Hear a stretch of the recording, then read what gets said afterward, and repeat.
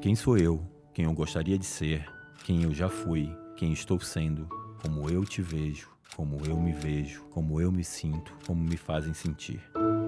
Bem-vindo a todos vocês ao podcast É Como Eu Vejo. Olá a todos, começando mais um podcast É Como Eu Vejo. E hoje eu tenho dois convidados incríveis. E eu vou começar com uma mensagem que ela me passou e que tem tudo a ver com o programa de hoje. Com o programa não, com o podcast. Óbvia, na média, só mais uma. Sem sal, fraquinha, só fala de doença, médica clássica, intelectualizada, demais, soberba, desinteressante, ultrapassada, bobinha, montada, leve demais, boazinha, muito mãe, tiazona, perfeita, forçada, fake e cansativa. Essas são algumas mensagens que ela recebe diariamente por ser bonita. Estamos falando com essa médica linda e maravilhosa, Laís. Bom, aí você que tá dizendo, hein? Porque eu recebo, eu não sei. Mas eu vislumbro que, às vezes, é essa a expectativa mesmo que as pessoas têm, né? E eu sempre, quando me apresentando até para quem não me conhece, eu sou médica de humanos. Eu fiz a minha especialização em psiquiatria no Hospital Israelita Albert Einstein, minha especialização em fitoterapia e plantas medicinais pelo HC da USP. E eu entendo que isso é importante, mas é a minha obrigação. Eu acredito que o que me põe em diferenciais, sinceramente, seja a minha bagagem humana, a minha bagagem de vida, a minha história com a psiquiatria, a minha história como pessoa. Só que, ao mesmo tempo, eu vejo que tem muitas pessoas que se incomodam com essa mistura toda de bagagem técnica, pesada, corpuda, que eu tenho muito orgulho, com o jeito que eu me comporto, que eu me exponho, com a forma, às vezes, muito despadronizada que eu falo da própria psiquiatria. E é muito isso, né? Você está sempre tendo que suprir a expectativa do outro e o outro geralmente se sente ainda à vontade para dizer que você não está suprindo a expectativa dele sobre você. E aí esse é um trechinho, né, do texto que eu estava escrevendo esses dias, compartilhei com você só para a gente continuar trocando ideia. Nem sabia que ia vir parar aqui. Então, ser bonita não é fácil. Olha, eu acho que mais do que ser fácil ou ser difícil, até mesmo tirando um pouco de hipocrisia da mesa, sabe? Assim, é algo que a gente busca, que a gente deseja. Você deseja, eu desejo. Mas que, por vezes, parece insuficiente também. Né? Ah, tá, então você é bonita e aí, né? Ou então você é bonita demais para tal coisa, né? Quantas mulheres desempenham papéis aí de alto corpo executivo, ou têm altíssima exposição, ou são altamente intelectualizadas e também sofrem por serem bonitas, né? Parece que uma coisa contrapõe a outra, pesa, enfim. É papo para horas. E a gente vai falar muito disso hoje. Isso, né? mesmo. E para falar de beleza, a gente está hoje com um fotógrafo das mulheres mais bonitas desse país. Esse cara que consegue deixar qualquer pessoa bonita. Isso é verdade. Porque até eu já saí bonito numa foto feita por ele. Yudi. Oi, e aí, gente, tudo bem? Eu não sei se é bom dia, boa tarde, boa noite, né, pra quem vê. Depende da hora que a pessoa está assistindo. Então, que fique valendo esses, então. Eu acho que é um assunto muito interessante, e eu sempre abordei muito isso de falar que quando eu faço uma foto, eu não estou fazendo simplesmente uma foto, eu levo muito a parte humanizada para minha imagem. Por quê? É uma coisa que a pessoa, que a gente estava falando antes, que a pessoa, ela, quando sabe que sou eu mesmo que vou fazer a foto, ela se sente muito confortável, ela se sente muito à vontade, e o meu público, 90%, é mulher, não adianta, entendeu? Então, a mulher, ela gosta de se ver bonita. Sim. E eu consegui extrair isso de todas as pessoas, né? De uma forma geral, eu consigo extrair isso muito bem. Porque quando eu faço essa imagem, eu entrego essa imagem para a pessoa e eu vejo que ela postou, ela está exatamente como eu tirei. Diferente de outras imagens, às vezes, que eu vou ver, a foto está editada, a foto está com contraste de luz muito alto, porque às vezes a pele, né, para valorizar a textura da pele, cabelo. Então, eu gosto de entregar uma realidade para a pessoa que ela se enxergue. Porque para mim o mais importante é isso. Eu acho até que a gente tem essas outras ferramentas, né? Que é o Facetune, todo um outro lugar de correção que as mulheres e os homens também já estão acostumados a usar, né? A gente não consegue mais postar qualquer foto. É no automático, isso é já no automático. É um involuntário já das pessoas. E aí, o IUD vem com essa coisa dessa humanização e eu acho que tudo tem a ver com confiança. Porque quando ele fotografa, ele faz a foto com essa outra mulher, e essa mulher tem tanta confiança nele que ela não vai para esse outro lugar do Facetune. Ela começa a se gostar do jeito que ele fotografou. Porque talvez o IUD tenha visto ela da melhor forma. E eu acho que esse é o bom trabalho do IUD. Eu acho que ele consegue, tirando essa palavrinha de melhor versão, ele consegue achar o ângulo melhor dessa pessoa. Talvez que ela nem soubesse, porque tem isso também. A gente, às vezes, não sabe qual é o nosso melhor ângulo, a gente não sabe qual é a luz certa. E aí, o IUD, do jeito dele, super divertido, super amigo, vai lá e tira uma que foto. Acaba né? envolvendo, né? Por mais que, às vezes, é muito rápido ali, um exemplo claro disso é num evento, é tudo muito rápido. Então, eu vou, chamo a pessoa, faço a foto, já passo a foto. Então, a pessoa não tem nem ideia do que está acontecendo. Porque aconteceu uma situação engraçada já no evento, que eu fiz a foto da cliente, e aí fiz a foto rápido ali, passei a foto, aí depois ela veio e falou, eu preciso te pedir desculpas. Aí por quê? Eu tava na minha cabeça falando mal de você, que você tava com uma vontade de fazer foto minha, não sei o quê. Só que quando você me passou as fotos e eu olhei as fotos, eu não sei nem o que eu escolho. Porque estão todas bonitas. Só que foi tudo tão, você fez eu fazer 3 poses que eu nem entendi o que eu tava fazendo. É que você é rápido, né, Yuji? Entendeu? Caraca, Então, muito rápido. É muito rápido. Eu faço a foto, tanto. eu olho o lugar onde eu tô, eu vejo a roupa que a pessoa tá. Porque também tem muito isso, né? A proporção da roupa para valorizar. Porque para mim é muito importante eu estar no ambiente e fazer com que a pessoa se adeque àquele ambiente para a foto. Eu não vou pegar um exemplo, uma pessoa que está totalmente de alfaiataria, bem estruturada, e vou fazer ela sentar. Não combina. Sim. Vai desvalorizar toda a roupa da pessoa. Isso tudo para você é tipo... É tudo muito rápido. E aí, é super legal isso, ele falar da agilidade e da rapidez de um olhar, porque talvez essa cliente passe, sei lá, uns 15 minutos tentando fazer a pose certa para dar certo na foto que ela quer postar. Na cabeça dela. E aí, quando ela vê a rapidez do IUD, ela talvez olhe assim, nossa, não quis tirar uma foto tão boa, ou não teve paciência comigo. E aí, as pessoas não entendem que ele é um cara super expert no que ele faz, e ele já entendeu, ele já olhou, ele já sacou tudo, e a gente fica nesse lugar, né? Porque aí é, de novo, sobre a nossa insegurança, né? E é o valor do profissional também, isso entra muito Aí imagina que, dando um exemplo de novo, dentro de um evento, às vezes eu fotografo 100 pessoas diferentes. Imagina a minha cabeça, ela fica pensando a todo tempo. Eu vejo um lugar, eu vejo a pessoa, e às vezes eu vejo que tem pessoa que não chega em mim, porque também se sente insegura de chegar. A insegurança tá lá, né? Nossa, eu não vou nem chegar. Sim. Porque tem muitas pessoas, quando eu converso com elas falam, nossa, eu tinha outra imagem de você. Porque na grande maioria eu tô sério, trabalhando, fazendo ali. Por mais que eu seja a pessoa que eu sou, super extrovertida, e não tenho problema também de ser essa pessoa, mas quando eu tô trabalhando, eu gosto de manter uma postura ali. Porque se eu começo a conversar, imagina se toda pessoa que chega, eu vou... e aí? Você começa aquela conversa, e aí não para mais, E entendeu? é concentração técnica, porque pelo que você está contando, a gente nunca pararia para pensar nessa dinâmica toda, mas você está ali no meio de um evento, tem barulho, tem pessoas circulantes, e a sua cabeça está filtrando tudo aquilo para pum, a hora que chega uma, pum. E é tão louco também essa Caraca. percepção das pessoas. A gente estava no evento da Intimíssima, você lembra? Eu não estava fotografando. Eu fui fazer uma foto que era do meu namorado com a Camila, e de repente fez uma fila. Você lembra? Sim, inclusive eu. Inclusive eu. Pra fazer uma foto. E tinha vários fotógrafos. E várias pessoas chegaram falando assim, o IUD tá aí. Bora. E todo mundo se sentiu salvo. Entendeu? E aí, é isso. Ou outra coisa que aconteceu agora recentemente, eu fui no evento, eu fui de convidado do evento. Eu não estava fazendo nada lá. Aliás, eu estava trabalhando, mas de uma outra maneira. Eu estava direcionando todo o trabalho que estava acontecendo. Todas as fotos do evento as pessoas me marcaram. Eu não fiz uma foto.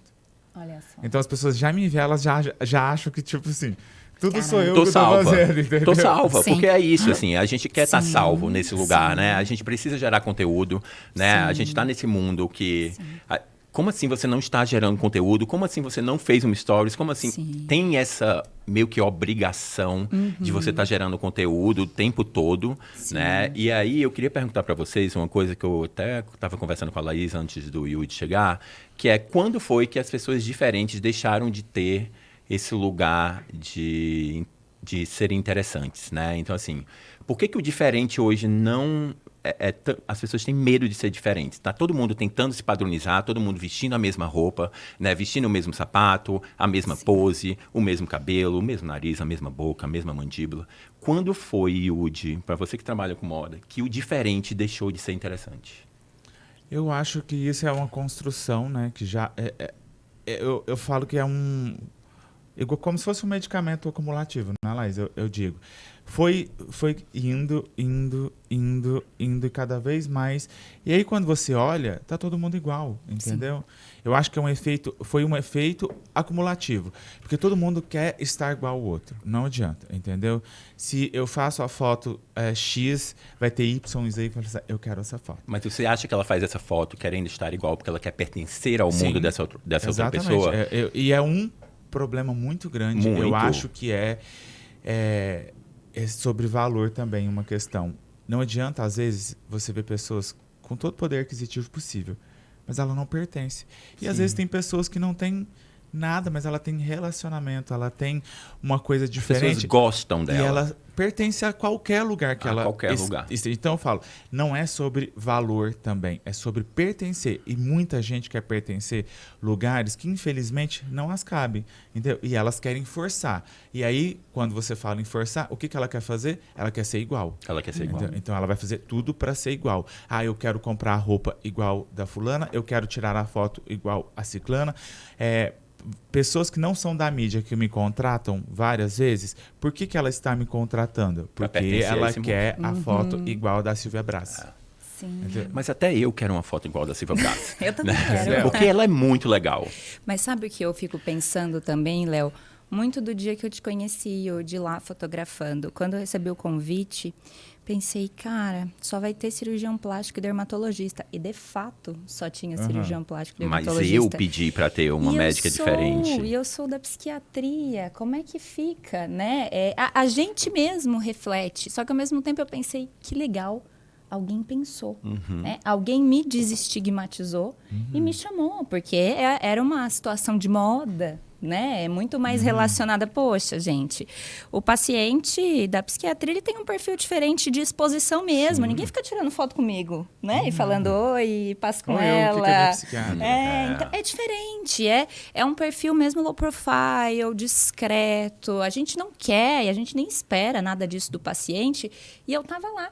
E eu cheguei, assim, muito feliz, inclusive, com o convite, mas você vê que é um movimento que está acontecendo. Léo lembrou de mim, né? Babi lembrou, o Yudi fotografou e junta muito também essas questões de humanização da fotografia, porque eu tinha tudo isso, né? Me sentindo assim, entendendo que eu era realmente um peixe diferente dos outros lá, mas, ao mesmo tempo, putz, eu me senti muito à vontade, cara. A hora que o Yudi chamou, primeira vez que eu tinha visto ele na vida, e a gente se divertiu pra caramba, foi lá que eu te conheci também. Então, assim, essas questões de pertencimento, muitas vezes também são criadas pela nossa própria cabeça, né? E a partir do momento que eu me sinto confortável na área que eu escolhi trabalhar, que eu amo, e que as pessoas entendem isso, eu começo a levar a minha área, que é estigmatizada, assim, para lugares inimagináveis. Sim. E isso é um movimento que eu faço a favor também da minha profissão. Isso é muito bom, isso é né? muito legal. Porque você não fica limitada a fazer o que esperam de você. Você faz o que você acredita que pode fazer. E é muito mais além do que isso, né? E consegue levar a sua causa. E isso é muito... Desculpa, Yudi. Isso é muito complicado, porque assim, o Yudi, a gente sempre tá meio que juntos, porque a gente trabalha eu faço a parte de marketing para alguns médicos, ele faz foto de Sim. alguns outros médicos. A gente percebe que na dermatologia e na cirurgia plástica existe muito mais conteúdos e é muito mais permitido para eles virarem influenciadores. Sim. Mas a gente precisa muito hoje de influenciadores na psicologia, na terapia. A gente está muito à mercê de muitos coaches que também são muito bons para o que eles se propõem a fazer, mas eu acho que a gente está num mundo onde a gente está precisando que a psicologia tenha uma voz mais presente dentro das redes sociais, né? Não só porque você é bonita, mas a gente precisa de outras falas, né? A gente precisa ter, hoje, por exemplo, eu falo muito do podcast, que assim, eu tenho muita... Não, eu queria mudar a palavra, não queria falar preguiça, mas eu acho que eu vou falar preguiça. Eu tenho preguiça de podcast com currículo. Ela é isso, ela faz isso, aí você vai me falar o que você faz, ou então eu vou sentar igual o sofá da Hebe e vou fazer uma entrevista boba. Eu gosto quando as pessoas falam o que elas sentem. Eu acho que o podcast é isso. Sim. Eu acho que as pessoas esperam de um podcast, tipo, poxa, o Yudi vai lá, mas eu quero ver o que o Yudi vai falar além do trabalho dele. Sim. Porque nós somos para além do nosso trabalho, né? É só um recorte, né? O Yudi é esse cara incrível que ele é um ótimo amigo. Quem conseguir ver os stories dele na parte de amigo, ele é o amigo. E eu acho que ele é o amigo porque ele tem essa coisa de buscar uma família para ele aqui em São Paulo. Como eu também busquei a minha família, como você busca a sua família, porque nem tudo é sobre sangue. Sim. É sobre abraços e acolhimentos. E o Yudi é um puta amigo. Minha mãe falou que eu estava falando muito palavrão no podcast, eu vou começar. Baita amigo. Então, assim, eu queria muito que as pessoas conhecessem o outro lado do Yudi, conhecessem a Laís também, porque, assim, a Laís é essa mulher incrível, cheio de estrelas no currículo dela, mas está todo mundo olhando só para a beleza dela. É mais fácil porque ela é bonita, ela está na rede social porque ela é bonita. Claro que beleza ajuda, gente, a gente não pode... Sim, né? eu estava falando com o Pedro, meu amigo agora, sobre isso, que, por exemplo, eu sou gay, padrão, branco, bem relacionado, então eu poderia usar isso de diversas maneiras a meu favor. Eu nunca quis usar isso e eu acho que eu não preciso usar isso. Eu também deixo muito claro essas situações. Eu falo que na minha vida inteira, eu descobri, e lendo uma passagem da Bíblia falando sobre Neemias, que Neemias é um cara super destemido. E eu fui ler sobre ser destemido. E eu falei, cara, eu sou igual o Neemias mesmo, viu? Porque eu sou muito destemido. Então, tudo que eu me propus a fazer, eu fiz bem feito. Tudo que eu me proponho a fazer, eu vou fazer bem feito. Então, se for para um artista, se for para uma pessoa comum, digamos assim, se não for famosa, então eu sou essa pessoa. E nada disso tem valor, entendeu? Por mais que as pessoas me paguem, nada tira o valor que eu tenho, memórias na minha cabeça, por exemplo, de uma moradora de rua em Nova York, que tem até no meu perfil essa foto, que ela estava me seguindo, eu estava fazendo uma foto, e aí ela falou, você pode fazer uma foto minha? Eu, posso. Aí fiz a foto, e aí eu fiz a foto dela, e ela, a hora que eu mostrei, ela ficou assim, ó, louca na foto, e ela gritava, oh my God, look my hair, que ela tinha ganhado uma peruca, então ela tava muito feliz. E aí eu falei, cara, olha isso, que loucura, né? Tipo, a pessoa tá super feliz, e ela nunca tinha feito uma foto. E aí ela falou pra mim, eu nunca tinha feito uma foto. E eu falei, espera aqui, eu sabia que tinha uma cabine de foto. Falei, espera aqui. Ela foi embora. Eu nunca entreguei a foto pra ela, mas a foto tá lá no meu perfil. E pra mim isso é muito gratificante. Eu mostrei aquela imagem, ela ficou, tipo, super feliz. E pra mim isso ganha muito, entendeu? Porque a imagem, pra mim, ela é isso. Eu gosto de pegar esse lado emocional. Talvez porque eu sempre lidei com emoções na minha vida, né? E né? E um ponto muito importante, né, da Laís estar aqui, e pra mim foi uma surpresa ela estar aqui. Ano passado, eu me vi numa situação muito frágil, onde eu nunca me permiti estar, né? A gente já conversou muito sobre isso. Sim. Eu nunca tinha me permitido estar numa situação frágil, porque a vida não me proporcionou ter isso. Então, eu sempre tive que me manter forte, eu sempre tive que me manter essa pessoa que transmite alto astral, vontade de viver. Porque as pessoas compraram esse seu recorte, né? É isso. E tá tudo certo, entendeu? Não é porque eu quis ser um personagem. Eu sou essa pessoa, Sim. entendeu?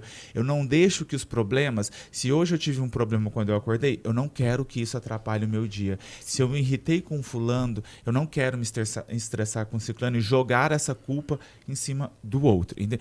Então, no passado, quando eu me vi numa situação e que as pessoas têm medo de falar, E o que você falou agora anteriormente, as pessoas têm medo de expressar o que sente, de falar, Sim. oi, eu não estou bem. Né? E quando eu estava dirigindo sozinho numa estrada e que eu comecei a ter pensamentos, que eu falei, cara, tá errado isso aqui, porque eu não sou essa pessoa. E eu tive pensamento, a gente se falou, no mesmo dia eu comecei um tratamento com depressão, né? A Laís me diagnosticou.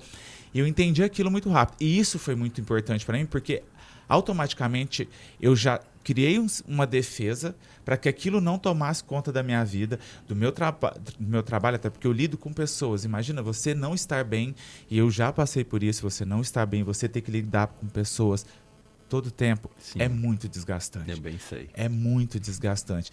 Então, eu não tive medo, né, de botar minha cara para jogo ali e falar, oi, eu não tô bem, eu preciso de ajuda e eu quero ser ajudado. E quando também você fala para as pessoas próximas, algumas pessoas falam, oi, eu não tô bem, eu tô com depressão, a pessoa fala, como assim você tá com depressão? Você Sua vida tá ótima, né? Você trabalha com... Por quê? Quais são os seus motivos? Você está ganhando muito dinheiro, ou né? Eu falar, tipo, eu não tô bem. A pessoa, ai, como assim não tá bem? Mas o outro, né? Mas o outro que não sei o que, não sei o que, não sei o que lá. Então, as pessoas também, elas me colocam numa prateleira. Sim. E eu venho falando muito isso com quem é próximo a mim. Assim, eu tenho problema também, tá?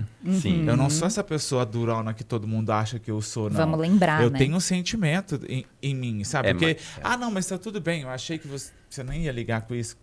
Óbvio que eu vou ligar. Você tem uma pulsão de vida muito intensa, né, Yudi? E ela te segura muito e com certeza ela te trouxe muitas vantagens em toda a sua história. Mas o que eu gosto muito de explicar é que a gente não pode contar só com nossa pulsão de vida. Eu também tenho uma puta pulsão de vida nata. É nato, tá? Do mesmo jeito que pessoas nascem com pulsões, né, não tão favoráveis, nós nascemos assim com essa puta pulsão de vida. Beleza. Mas vamos entender que ela é um combustível parcial, porque se a gente for ficar gastando a nossa pulsão nata, não vai sobrar para mais nada. E é injusto com a gente isso também. Então, assim, se perceber, se entender, se cercar de todas as ajudas que a gente pode, desde amigos, técnicos, o cuidadinho com o nosso corpo, o cuidadinho com a nossa comida. Tudo isso deixa o quê? Deixa essa pulsão, que é um baita combustível, sim, que a gente usa ela de várias formas vantajosas, para ser um combustível extra, um combustível de sobra. Não aquilo que a gente queima todo dia e no final do dia a gente fica desesperado, porque a gente não sabe se amanhã a gente vai ter esse combustível mágico de novo. Isto é muito cansativo, isso é muito desgastante. E mesmo assim a gente entrega, né? Mesmo se sentindo esgotado, cansado, com diversos pensamentos, a gente entrega. Só que olha a cilada. Quanto mais a gente entrega, mais esperam isso de nós. Sim. E aí, como que essa conta fecha? Mas essa conta não fecha. A conta não fecha. Ou ela fecha muito trágica, né? Porque daí chega um momento que, puta, você joga a toalha na mesa e fala, ó, chega, ó, é isso aqui que eu passo, isso e aquilo. Vocês estão me vendo assim? Lindo, maravilhoso. Mas vocês não sabem o que eu tô passando aí, puf, panela de pressão. Coisa que a gente não se sente feliz também quando acontece. Mas sabe o que eu acho, Laís? E foi uma coisa que eu descobri, vai fazer 2 meses que a minha irmã morreu. Eu sou muito destemido também, como o Yudi, né? Eu tive 16 profissões, não foi fácil. Eu fui um cara que eu tinha medo de encontrar as pessoas e elas perguntarem como é que está o trabalho. Eu já estava no outro trabalho e do que elas estão pensando em relação de eu ter mudado tanto de trabalho. Hoje eu uso as 16 em uma só. Mas eu acho que as pessoas olharam muito para mim como um cara muito autossuficiente. E a autossuficiência, Yudi, é igual à solidão. É um grande problema. É um grande problema. Porque as pessoas nunca acham que a gente está precisando de ajuda. Ou quando a gente começa a achar que a gente não pode pedir ajuda. Sim. Porque também tem esse outro lado. Mas como que eu vou pedir ajuda se eu sou agraciado por Deus, eu tenho uma família, eu tenho uma casa, eu estou ganhando bem, eu tenho o poder de compra, mas como eu vou reclamar? Eu posso reclamar. Eu tive uma conversa com um amigo meu, pós-Covid, que foi super interessante. Quando é que a gente vai poder reclamar agora? Porque, assim, passou-se 2 anos de Covid, a gente ganhou... Não foi ruim para a nossa área de marketing, de fotos, foi ruim para eventos, mas para o meu setor não foi ruim. Mas eu não podia reclamar, porque todo mundo estava dizendo, não reclama, porque você está ganhando dinheiro, não reclama. Mas qual é a hora que eu vou poder reclamar? Porque, assim, eu estou exausto. Eu nunca trabalhei tanto na minha vida, eu estou exausto, mas eu não posso reclamar. Então, assim, e aí ficou mais um movimento do Leonardo dizendo, Você não vai pedir ajuda para ninguém. E quando a minha irmã morreu, eu me vi sozinho. Por mais que eu tenha ótimos amigos, esses meus amigos falaram, na mente deles, eu acho, tipo, ele aguenta. As pessoas olham para mim e falam assim, você está lidando super bem com isso. Quem disse que eu estou lidando super bem com isso? E aí eu também cansei, tipo, mas eu tenho, de novo vou falar essa mesma frase, eu tenho pedido novos amigos. Até para minha irmã, me ajuda aí, me encaminha. Porque assim, eu preciso ter novos amigos para poder ser quem eu preciso ser agora. O cara mais vulnerável e não autossuficiente. Então, você falando isso também me lembra o fato de que eu sempre fui assim também, sabe? Tipo, vou ficar aqui na minha, tá tudo certo, mas também não tenho medo de falar, oi, vem cá, vamos conversar aqui, vamos agilizar essa situação, porque... E eu acho que quando você fala o medo de reclamar, né, das pessoas... Eu já sou o contrário. O que está me incomodando, eu vou falar e eu não deixo passar. Entendeu? E eu acho que isso também é muito importante, você pertencer a esse lugar de falar, eu não gostei desse copo aqui. Eu acho que se a gente colocar ele para cá, veja essa estrutura, vai ficar melhor. Então eu vou fazer a minha opinião valer. Né? Eu acho que numa sociedade a gente tem que botar a nossa opinião para jogo. E as pessoas também, elas têm muito medo disso, de colocar a opinião delas, não impor, de colocar a opinião e debater que aquilo ali vai ser bom. Né? Então, as pessoas, às vezes, elas me veem como, ai, nossa, você é muito chato. Não é que eu sou chato, é que eu imponho as minhas vontades. Entendeu? E as pessoas têm medo de colocar isso. E outro assunto que a gente estava falando no carro, que as pessoas nas redes sociais, né, a gente está falando disso, as pessoas nas redes sociais, elas querem ser muito cool, descolada, muito gente boa, desligou a câmera, não é aquilo. Não é aquilo. Não a é gente aquilo. bem sabe disso. Então, o que eu faço? Ou eu sigo um caminho, e eu tenho esse problema em mim, porque assim, ou eu vou me expor da maneira que eu sou, ou eu não vou aparecer. Muitas vezes eu não apareço. Sim. Entendeu? Porque eu prefiro ficar na minha, entendeu? Eu não vou deixar de me expressar politicamente igual aconteceu, que eu acho que era muito importante, no meu lugar de... Tá tudo certo. Eu trabalho com o mercado de luxo, você ganha dinheiro, eu viajo. Se eu quiser ir embora do país, eu posso ir embora do país. Então era muito fácil. Eu simplesmente não tá nem aí para nada. Só que eu falei, eu não vou ser essa pessoa, eu não vou ser omisso. Eu nunca fui omisso em nada na minha vida, porque eu vou ser agora, entendeu? Por mais que existem divergências, obviamente, eu tenho uma percepção, a pessoa tem a outra, e nem por isso eu vou achar que a outra é mau caráter. Por mais que eu pense diferente dela, eu ainda tenho uma outra visão sobre algumas coisas. Não sobre todas as pessoas, obviamente. Mas aquelas que eu realmente tenho uma afeição e eu olho por um lado técnico, digamos assim, porque eu falo que esse momento que nós vivemos foi uma divisão muito técnica e humanizada, né? Tinha as pessoas pensando na economia e tinha as pessoas pensando na vivência, na vida, no sentimento. Eu estava desse lado. Entendeu? Eu sou uma mistura de escorpião com câncer, então é uma grande confusão. E, né? a gente sempre volta aos signos, porque o signo ele fala muito sobre nós. chegar. Então eu sou um escorpião com câncer e Áries. Então, tipo assim, é uma pirâmide muito intensa, né? E intensa no sentido, tipo assim, eu vou bater o pé e eu quero que a minha opinião seja ouvida. Mas entendeu? eu acho, Yudi, que eu vou falar eu acho porque é como eu vejo. Tanto para você como para mim, as pessoas ficam buscando muito a opinião sobre o trabalho delas. Parece que a gente está trabalhando 24 horas. Né? E aí, quando a gente emite uma opinião pessoal, dói nelas. Né? Então, assim, eu não falo no feed, nem falava nos stories, agora estou falando aqui no podcast, mas eu não falo muito. Eu acho que eu abracei tanto esse movimento do meu trabalho, porque foi um recorte que deu muito certo na minha vida e eu desejei muito que meu trabalho desse certo, para que eu me sentisse bem, né?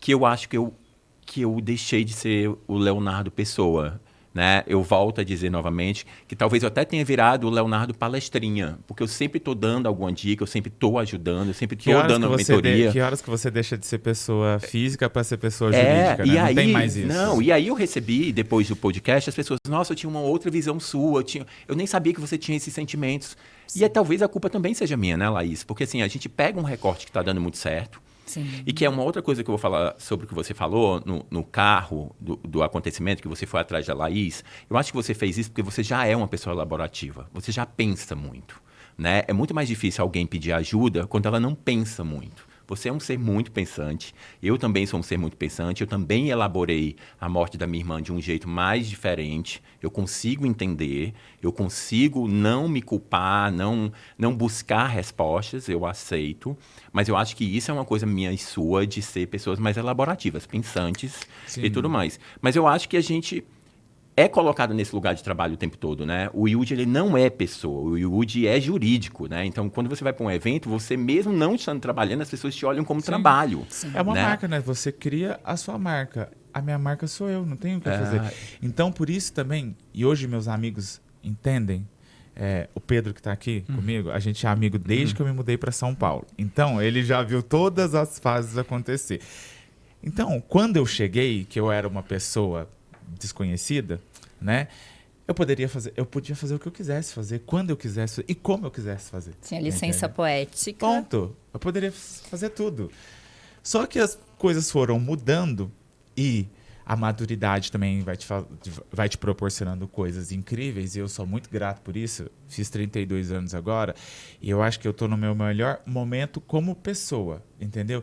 Disso, de entender o que eu gosto, o que eu quero. Eu devo ir. O que eu posso fazer? Entendeu? E você tem essa confiança. E eu vejo muitos amigos meus que não têm essa confiança. Por mais que eu converse, eu mostre, mas isso ou você tem, você não tem, ou você aprende a ter. Então tem pessoas que estão aprendendo a ter isso. E eu tive que aprender tudo muito rápido na vida, entendeu? Porque eu não tinha ninguém. E hoje fazendo essa análise sobre a minha trajetória de 32 anos, que eu falo, cara, eu tô muito foda, eu tenho 32 anos e eu amo falar que eu tenho 32 anos, porque eu cresci muito na minha vida e a minha transição adulta, né, ela se deu morando fora do país, né? Então isso foi um diferencial muito grande. Então eu falo, se todas as pessoas pudessem ter a oportunidade de morar fora, ia ser incrível, entendeu? Porque é uma experiência tão única. Porque eu fiz várias coisas. Eu lavei prato, eu fui babá, eu fazia faxina, entendeu? E as pessoas não sabem disso. Não as pessoas sabem, não. Hoje as elas pessoas, só querem ver o entram, fim da história, as pessoas, né? elas Não entram tem, no meu feed exatamente. e falam, nossa, eu quero ser igual a você. Aí eu falo, você tá preparado para ser igual? Porque, amor, tem que Sim, ralar muito, sim. entendeu? E isso Você é tem maravilhoso, que fazer porque muito. a rede social tem muito disso, né? As pessoas, elas veem o feed, que é o fim de uma história, né? O É o que eu recorte. sempre falo, gente, o feed, ele é o fim de uma história muito louca que aconteceu desde o começo da vida da pessoa.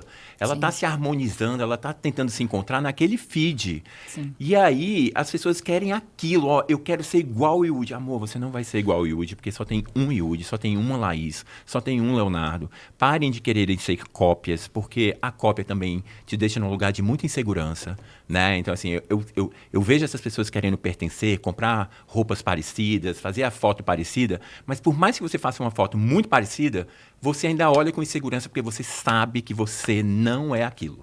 Você montou aquela história para pertencer ao mundo e é como o Yudi fala.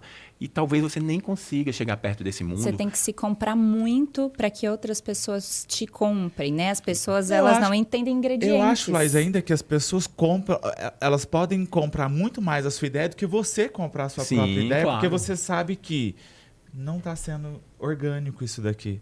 Isso não não está tem acontecendo não tem porque nada realmente genuíno, tem que né? acontecer. Me procuraram uma vez para dar um curso. O tema do curso era como ser fotógrafo de celebridade. Eu falei, impossível fazer isso. Eu falei, é esse o tema? Eu falei, não, impossível, não É a tem como. expectativa da confeitaria, né? Do bolo pronto, confeitado, sem ter a mínima ideia de quais são os ingredientes. Eu acho que a gente já conversou até sobre isso algum dia, porque a mesma época que você morou lá em Paris, eu morei também. Eu fui com 18 anos, tranquei a faculdade de medicina, e eu fui morar na França, minha boca Que errou todo mundo muito. deve ter falado, Trabalhava louca, com minha família, então, né? achou que eu estava surtada. Eu prometi que eu voltava em 6 meses. Eu voltei para trabalhar com moda, minha boca errou demais, gente. Eu tenho 1,70, pelo amor de Deus, não me manda para Europa, tinha que ter me mandado para a Ásia. Mas eu fui. Me lasquei lá, voltei com menos 5 quilos do que fui, triste, voltei para a faculdade de medicina, era o plano. Deu 6 meses depois, eu fui morar na Índia, eu insisti. porque eu queria viver outras coisas, aumentar o meu repertório. Ninguém na minha família estava achando bonito, todo mundo morrendo de medo de eu me enveredar pelo mundo da moda, que é muito fácil também, largar a faculdade, não era isso. Era a oportunidade que eu tinha de viver outra cultura. Já fazia uma faculdade de medicina cara, ninguém ia pagar intercâmbio para mim, eu nem exigiria isso de ninguém, mas eu tinha essa oportunidade, eu fui. Aí a Booker aceitou, me mandou para a Ásia, lá eu fui na Índia para passar 3 meses, eu fiquei 6, o meu visto ia dar problema, todo mundo louco que eu ia perder semestre da faculdade, aí eu voltei, cara, tudo isso me deu um baita repertório, além da bolha da medicina, porque chega lá, você vai morar com menina que sai com 13 anos de casa, eu estou falando de mais de uma década, não tinha facilidades de internet, você não ligava para sua família. E aí você cai num AP com 4 meninas com essa história de vida e eu, dentro da minha bolha da medicina, sabe? Assim que você fica, cara, tô achando que eu sou super-homem fazendo medicina no Rio de Janeiro sozinha, mas, eu não sei porcaria nenhuma.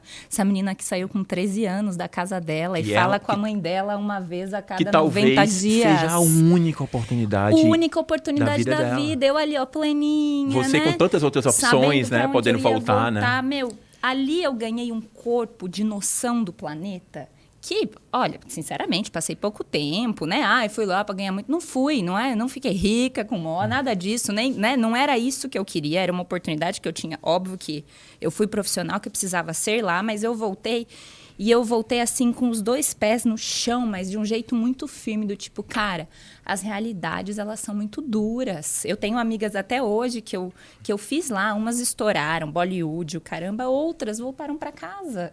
Né? Com 10 anos de viagem nas costas, com inglês legal, com uma graninha no bolso, mas voltaram. E aí tem que ajudar a família, tem que não sei o quê, tem que não sei o que. Ela acabou, entendeu? Então, assim, olha os ingredientes do meu bolo. Ninguém nunca ouviu falar disso, para falar bem a verdade. Não sei nem se o Yudi sabia desse recorte todo. Eu vivi isso, foi muito importante na minha vida, impacta na médica que eu sou hoje. Com certeza. Mas eu não preciso mostrar também, você entendeu? Eu vejo a mesma coisa em vocês. A gente não fica toda hora, eu passei por isso, por aquilo, etc. Não porque a gente não acha importante, mas porque nem adianta a gente passar a nossa receita, também porque eu acho que é impossível repetir a receita do outro. Não existe passo a passo de sucesso, porque né? O que passou construiu a gente agora. Então, sim, eu vendo o meu bolo confeitado de hoje em dia, o Yudi vende o dele, você vende o seu. Nós sabemos os nossos ingredientes, nós sabemos que os nossos ingredientes nos trouxeram até aqui, só que eu nem quero que ninguém repita o meu ingrediente, porque, sinceramente, eu também sei que não vai funcionar. Os tempos são outros, né? Cada ser humano tem a sua história, a gente precisa viver fluido na nossa. Laís, eu escutei uma frase que é muito legal, que é assim, o influenciador que tem raiva de influenciar. Né? É aquele cara que está falando algo interessante, mostrou algo inovador ou que fez algo que ninguém fez e não quer mais que ninguém copie. Mas aí você deixa de ser um influenciador. Então aí você decide não estar dentro do Instagram, né? Então, assim, claro que as boas referências, né? A minha história de vida pode impactar na sua, mas não faça disso uma trajetória de passo a passo. O Leonardo, a Laís e o Yudi fizeram isso, isso e isso, então eu vou lá e vou fazer isso, isso e isso. Nós fomos impactados de formas completamente diferentes. E o que eu falo dentro da medicina, dentro da beleza, quando a gente fala de autoestima, quando a gente fala de fotos bonitas, de pertencer ao mundo, é com quem que eu estou me identificando, né? De novo, eu vou falar isso, eu acho que a gente tem a nossa responsabilidade enquanto internet. Eu acho que se a gente tem que seguir e fazer a nossa internet. Eu não posso só seguir pessoas que têm muito sucesso, porque eu vou ficar muito distante, né? Eu vou me sentir muito aquém. É como se eu olhasse o Instagram do Yu e dissesse assim, poxa, mas eu nunca vou ser tão bonita quanto essas mulheres. Mas por que eu preciso ser igual a elas? Por que eu não posso ter uma outra beleza? Porque a gente está aí, né, recebendo todo o tempo informações que a gente vai lá e aperta no seguir, né, o padrão, né, assim.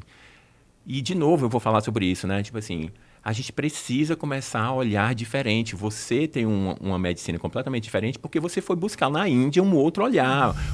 O Yudi, ele é um ótimo chefe de cozinha. Ele começou tentando ser chefe de cozinha. Ele gosta de cozinhar, mas ele não começou como fotógrafo. Então, assim, o mundo trouxe outras coisas pra gente. Então, assim, por favor, saiam das suas bolhas. Não precisa sair tão longe.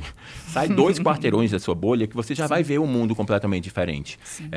O meu mundo mudou quando a minha irmã morreu, porque eu não tinha ninguém que tinha morrido tão próximo, eu não sabia como era lidar com a saudade diária, e hoje eu consigo. Eu já tinha empatia, eu já era um cara muito empático, né? Porque eu também trabalhei como assistente social dentro de uma comunidade que as pessoas não tinham banheiros, e eu achava isso um absurdo. Elas moravam do lado do Castelão, em Fortaleza, que teve a Copa do Mundo, e as pessoas que moravam do lado nunca tiveram banheiro. Então, assim, era surreal viver aquilo. E eu precisei passar por aquilo para entender melhor sobre a minha bolha, que é uma coisa que a gente conversou no podcast passado, que a gente precisa sair da nossa bolha, mas também é confortante estar dentro da nossa bolha, porque a gente se sente um pouco mais protegido. Mas é importante sair da bolha, né? E eu adoro o Yudi, porque o Yudi é esse cara que ele vai falar com a maior celebridade do mundo e vai falar com a pessoa que está ali na esquina comendo um cachorro-quente, ele vai dar a mesma risada, ele vai conversar com todo mundo. Então, não diferenciar e não perder essas oportunidades de olhar o mundo de uma forma diferente. Exato. Isso é maravilhoso. E isso também é um ingrediente desse bolo, né? Que a gente está falando aí, de você ser autêntico também, né? Sim. Porque eu acho que a autenticidade te leva para lugares que pessoas que não tenham isso não consigam chegar. Sim. E as pessoas...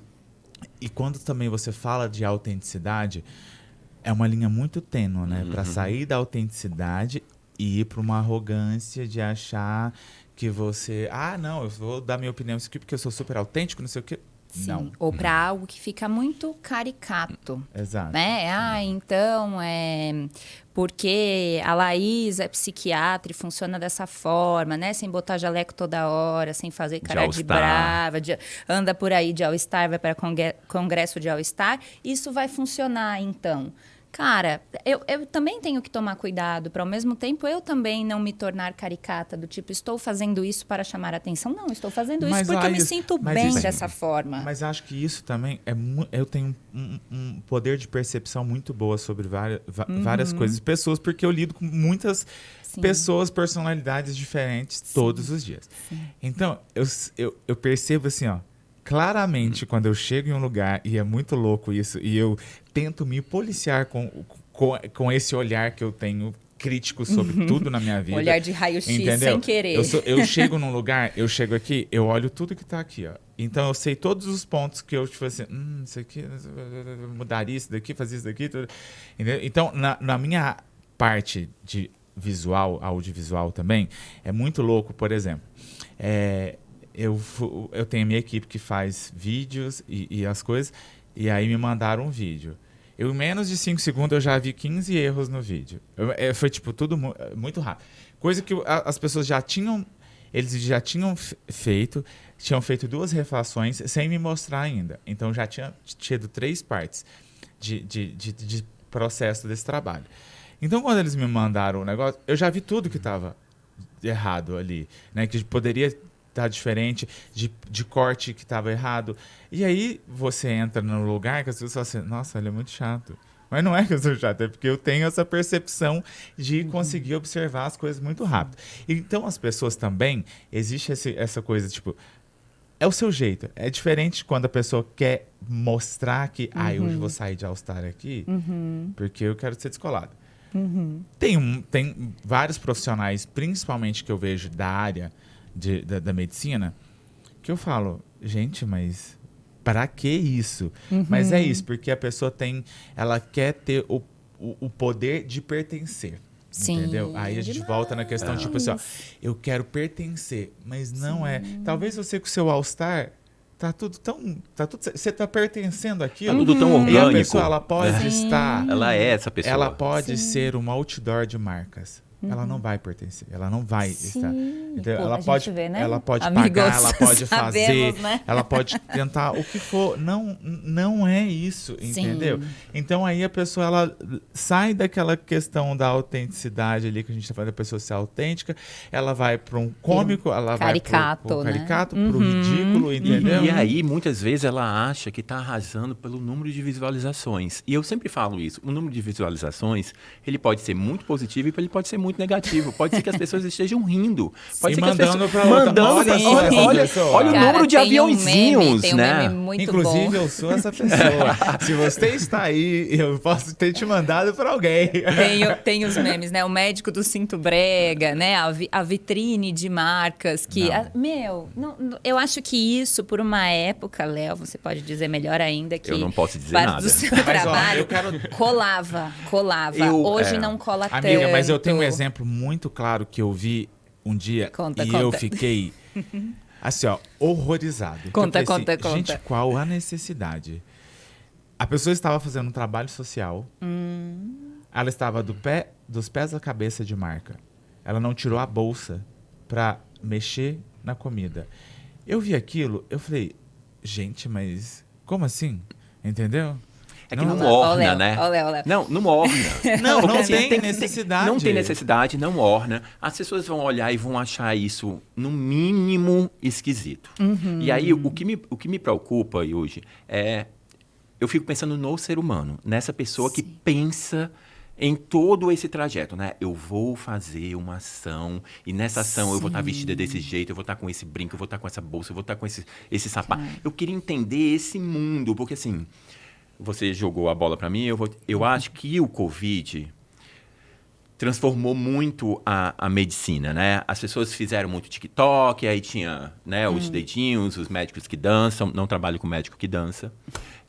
Porque eu acho que a medicina ela é um lugar muito sério. E quando a gente fala de autoestima, e é uma conversa que a gente teve no outro podcast, ainda colocam dentro da autoestima o bem-estar, que vai me dando uma...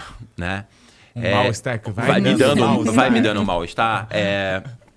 Eu entendo que as pessoas tiveram muito que fazer coisas diferentes do que elas faziam. Elas precisaram perder o medo de falar, né? E não é fácil.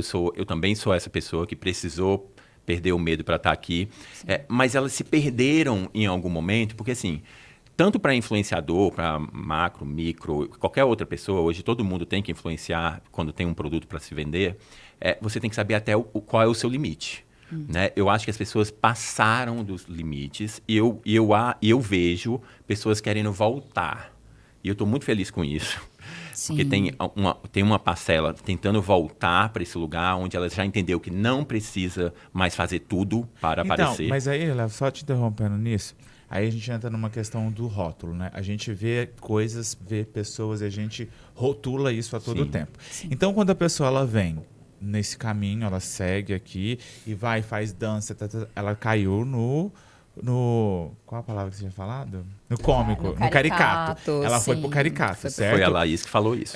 Não, olha, pronto, estou usando, Vocês são meus amigos ou não? Então, estou tomando posse dessa palavra do caricato. Então, esse profissional ou essa pessoa, quando ela vai para esse lugar do caricato e ela percebe e fala, putz, eu fiz merda, né? Então, eu preciso voltar. E a gente não pode ficar pensando no rótulo, né? Tá tudo bem, eu acho que as pessoas erram, então a gente tem, tipo, não, tudo certo, ela errou, ela aprendeu com aquilo, tá tudo... Só que quando você fala do profissional que passou 5, 6, 10 anos numa faculdade, carrega um CRM e ele vai para um papel caricato e ele volta, aí eu falo, e agora? Yudi, deixa eu te falar uma coisa que eu acredito, tá? Assim como ser humanos, a gente erra muito. Eu tenho que dar uma abertura para as pessoas para a segunda chance. Claro que a gente não vai dar as 10, as 20, as 30 chances. Eu vejo a internet hoje, ela é muito positiva e negativa, né? Tipo assim, se eu não tenho muitos seguidores, eu não sou um bom profissional. Porque tem isso, os números foram muito... Foi muito complicado pra gente, né? Tipo assim, tem muitos seguidores... As pessoas são reféns de números. De números, Sim. né? Tipo assim, deu muita visualização, mas não deu agenda cheia. Então, isso não foi bom. Não, mas é bom, deu muito... Mas a agenda tá vazia. Não foi bom. Então, assim, tem muitas curtidas. E a agenda? Não. Então, assim, cara, a gente tem que entender que números não são tudo isso que foi dito o tempo todo pra gente. Quando o Instagram, aqui no Brasil, tirou o número de curtidas e já voltou, né? Que algumas pessoas conseguem ver os números de... As pessoas se viram um pouco mais livres de postar, porque elas estavam com tanto medo do post dar só 10 curtidas, 15 curtidas, que elas ficam... E aí é o que eu te digo, que em algum momento elas ficaram menos Relaxaram. tensas e mais relaxadas de postar coisas que deveriam postar, porque... Então, é que a pessoa se aprisiona nisso, né? mas eu não. nunca fui... Por exemplo, eu não sou refém de números. Se da meia-noite eu quiser postar a foto, eu vou postar e anyway, você vai Sim. ter... Não, pra mim é assim, ó, a pessoa entrou, o meu feed é o meu... É o seu trabalho. É o meu trabalho, é o meu portfólio, é aquilo ali. Então é isso pra mim que importa, entendeu? Então hoje eu ainda tento mesclar, que é uma dificuldade, está sendo um processo pra mim, de inserir o meu lifestyle dentro da minha vida profissional, entendeu? Porque eu sou as duas junções em um único Sim. corpo, entendeu? Sim. Então é difícil isso. É muito difícil quando Então, a gente é o nosso trabalho, né? Então eu vejo muitas essas questões, Léo, das pessoas irem e falar, eu vou ter que voltar. Mas como voltar também? Porque aí você já foi pro ridículo, Se é que entendeu? existe caminho de volta. Eu não sei, eu porque- acho que a gente tem que dar, a gente muda o tempo todo. Eu não Sim. sou mais o Leonardo de 10 Sim. anos atrás, e eu errei muito. Não, amigo, mas aí a gente tá falando que você errou na sua vida, Sim. entendeu? Na sua vida. Eu acho que quando você fala no profissionalismo, você já cresceu, você já teve todas as oportunidades, e eu não quero que isso seja entendido como estou rotulando as pessoas Ou como uma elas não crítica podem fazer dura. isso. Eu tô Sim, entendendo. você pode fazer isso, mas você tem que estar disposto A tudo. a tudo. É. A ser julgado, a ser elogiado, as pessoas olharem para você e falar: é impossível ir nesse profissional. Olha o perfil. Eu vejo algumas pessoas que eu falo: se perdeu. A pessoa Ainda se bem perde, que eu fui escolhida entendeu? por você. Você hein? entende? E eu acho que, Ufa, tipo hein? assim, amigo, eu acho que o profissional ainda, e eu acho uma profissão admirável, é a medicina. Eu né? também sou tenho apaixonado grandes pela amigos que são médicos, e involuntariamente eu tenho muito médico próximo. Entendeu? Eu falei, gente, era pra eu ter feito medicina, então, será? Era esse o caminho? São E médicos aí, que estão aumentando então, o repertório deles e também. aí eu vejo a medicina, assim como uma gestação, pra mim, são coisas, entre aspas, bizarras que eu falo. Por quê? É muito louco. Imagina a gestação. Não é Eu sou um poço de bizarrice, então, Olha aqui isso, do seu 6 lado. meses de não óbito. é uma eu falo, não é a coisa mais perfeita desse lado, e desse lado a coisa mais Muito maluca. louca, Porque você muito fala, louca. gente, tem uma pessoa dentro da outra pessoa que tá Sim, mexendo. A primeira vez que eu coloquei a mão na barriga da minha amiga grávida, que a criança começou a mexer, meu coração gelou, minha barriga gelou. E eu falo assim, gente, mas que coisa louca isso, né? E a medicina também tem esse. Ao mesmo tempo que você fala, a medicina é incrível, você fala, meu Deus, como ele sabia que se eu tomasse esse remédio aqui, ia passar a dor? Você entende? Então são coisas que eu acho que essa profissão em si, né, que você tem, eu acho que é uma profissão que não pode cair nesse lugar do ridículo, entendeu? Porque eu vejo ela como uma coisa tão admirável e ao mesmo tempo que eu olho alguns profissionais, obviamente em todas as partes, todas as áreas, Em todas todas as as áreas áreas. vão ter, mas para mim, eu e Yudi falando, eu vejo isso num lugar que eu falo, me incomoda, tá? Me incomoda. Coloca pra pensar, né? Me incomoda porque coisas tão admiráveis que você realmente... Meu, não é fácil ser médico, né? Não é fácil. Passa por muito perrengue. Você passa... E escuta, você não vai formar e vai parar de estudar. Você vai ser médico pro resto da sua vida. Você tem que Estudante. buscar conhecimento o resto da vida. Não é um arquiteto que, por mais que você também tem que buscar conhecimento ali... Mas é diferente, entendeu? A forma como você vai ter que estudar, a forma como você vai lidar com aquilo ali é muito diferente. Não, O acho que é a corpo humano- responsabilidade com um outro ser humano, né? E é o lugar que você não pode errar de forma alguma. Não tem margem Entendeu? para erro. Eu tenho algumas reflexões sobre essas temáticas de rede social. Assim, ó, a primeira coisa que eu brinquei, ainda bem que eu fui escolhida por você. O Léo aqui me deu a mão, porque assim, realmente, eu não tenho grandes números. Nunca tive, nem sei se um dia terei. Eu sou amiga de vocês dois, cara. Vocês são caras grandes, sabe? Eu fui escolhida por você, eu fui escolhida pelo Léo para estar lá na foto, para estar aqui hoje. Então, assim, nem tudo engaja, mas tudo comunica. Vocês comunicaram comigo de alguma forma. Gente, maravilhoso, por favor. E- Nem tudo engaja, mas tudo comunica. Exatamente. E eu não sei... Olha, o meu marido é publicitário, mas eu sou médica. E o pouco que eu sei desse universo é só porque eu pego por osmose um pouquinho dele. E eu, sinceramente, também nem sei direito como eu comunico, mas eu sei que o que eu comunico é genuíno. Pô, você me conhece de outros cenários, você me conhece de outros cenários, eu estou aqui agora muito mais profissionalmente falando do que pessoalmente falando, mas tudo tem coerência. A minha vida pessoal, ela tem coerência com a minha vida profissional. Sim. E eu não necessariamente preciso ficar o tempo todo em rede social falando sobre doença ou sobre medicamento. Na verdade, eu não falo sobre nenhum nem outro, para o Yudi me escolher, para você me escolher. Não foi só isso, foi nem o meu currículo. A mais, então, né? eu comunico, e eu comunico numa conta pequena. Eu sou pequenininha, gente, sabe? E eu comunico, e eu não comunico de hoje. Eu comunico desde que minha conta era pequena mesmo, de 500, 600 seguidores, que ninguém falava comigo. E eu mantenho a minha comunicação. Eu sou coerente. Se eu falo para você que é legal você cuidar do seu sono, e que, óbvio, você também tem uma vida social, então tudo bem você viver uma exceção. Poxa, eu também tô lá. Eu não faço live 9, 10 horas da noite, mas eu posso ir numa festa se eu quiser, final de semana. E não tem nenhum problema eu postar que 10 horas da noite eu tô numa festa, grávida, inclusive. Por quê?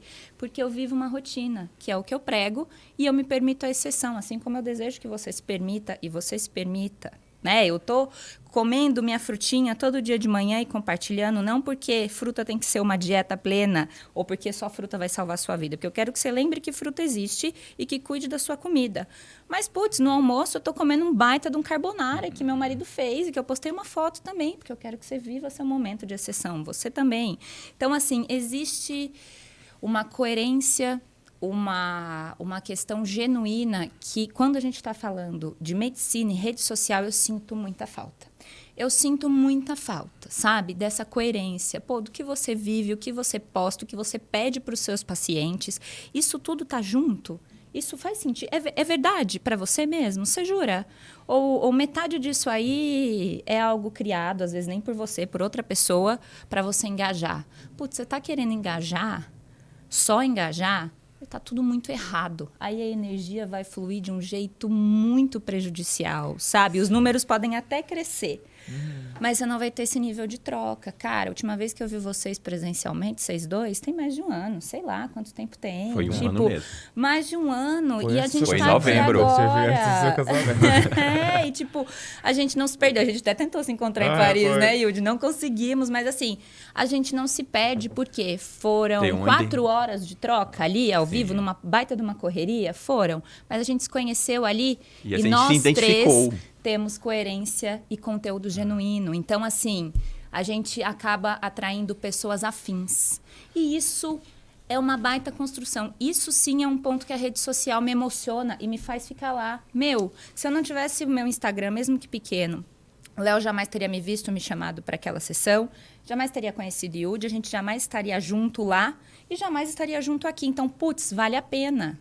Vale a pena, mesmo com esse movimento mais simplista, né? E é de criar relações sólidas, né? De verdade, de fato. E isso é super difícil também, Yudi, né? De a gente fazer boas escolhas. Eu me emociono, e isso que você fala é um reflexo tão legal da rede social, né?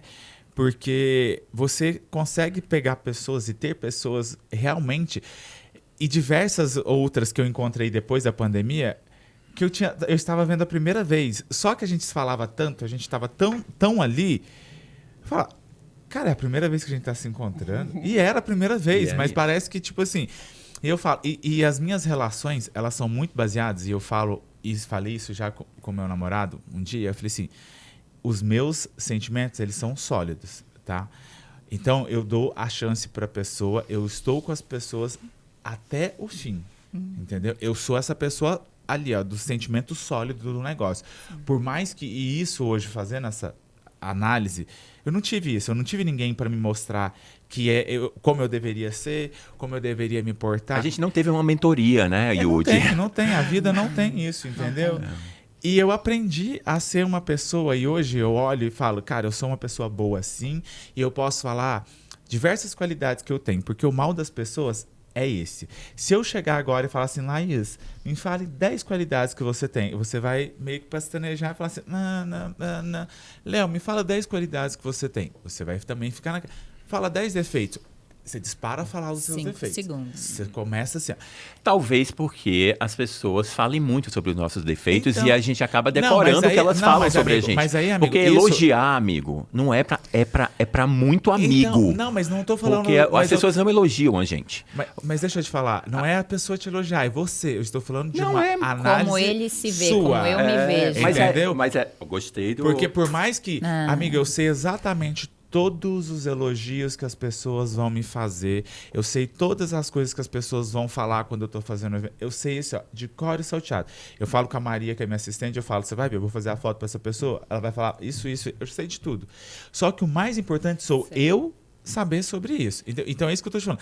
Então eu acho que as pessoas têm muita dificuldade de se autoavaliarem e se elogiar e falar, eu sou uma pessoa boa, eu sou um bom amigo, eu sou honesto, eu sou coerente sobre tudo na minha vida, entendeu? Eu nunca me vendi, eu nunca me perdi sobre quem eu sou, por onde eu estou, entendeu? Não, Sim. eu sou essa pessoa, eu mereci estar nesse lugar e eu vou continuar sendo a mesma pessoa que eu sou quando eu morava lá em Candeias e que eu acho que, para mim, é muito gratificante quando eu converso com os meus amigos de lá e quando eu estou lá com eles, que eles falam, gente, você é bobo do mesmo jeito até hoje. Sim, eu sou bobo do mesmo jeito até hoje e nada vai tirar isso de mim porque eu sou muito sólido com os meus sentimentos, tanto comigo quanto com as pessoas que eu crio relação na vida, entendeu?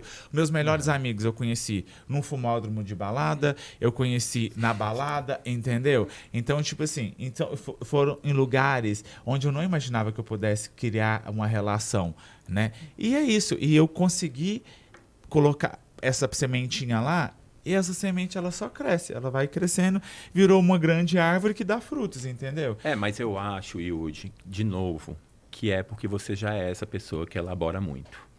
Porque a gente também não pode esquecer das pessoas que tiveram relações difíceis desde criança. Sim. Que ali só foi falado sobre os defeitos. E, às vezes, as pessoas não falam sobre as qualidades porque elas não conseguem nem enxergar. Porque elas só enxergam um defeito, não é, Laís? Ou até mesmo as qualidades são vistas como pontos a Negativos, observar. Olha, né? não é para ninguém odiar minha mãe aqui, tá, gente? Mas assim, quando eu fiz uma transição de carreira dentro da medicina, eu vivi um outro mundo, uma outra especialidade. Antes de abraçar a psiquiatria, eu precisava amadurecer muito a psiquiatria na minha vida, de bagagem pessoal. Meu pai é um paciente grave, eu presenciei a tentativa de suicídio dele quando eu tinha 13 anos, fiquei morando com ele, a minha vida foi um tour de visita a hospitais psiquiátricos, então eu tinha essa bagagem pessoal.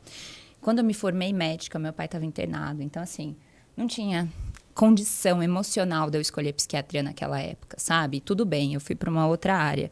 Mas, discretamente, eu abracei a psiquiatria. Eu passei longos meses sem compartilhar com absolutamente ninguém. Primeiro, eu queria me ver, eu queria me sentir, eu queria me provar ali como uma potencial psiquiatra. Depois, quando não dava mais para esconder, até porque minha dinâmica de vida estava duplicada ali, super trabalhosa com filha pequena, eu fui contar para minha mãe que eu estava fazendo psiquiatria. De novo, não é para ninguém odiar minha mãe. Mas a primeira pérola que ela soltou foi: mas você é tão bonita para ser psiquiatra. Minha mãe, gente, a minha mãe que viu, né, o ex-marido dela viver toda aquela desordem na vida, sabendo a importância que tem um psiquiatra. Por quê? Porque ela tinha medo, porque ela tinha preocupações, mas assim, olha como ela verbalizou. E, cara, se eu não estivesse me vendo muito sólida na decisão que eu tinha tomado, a fala da Aquela minha fala mãe ia me podia bater ter. de um jeito para derrubar.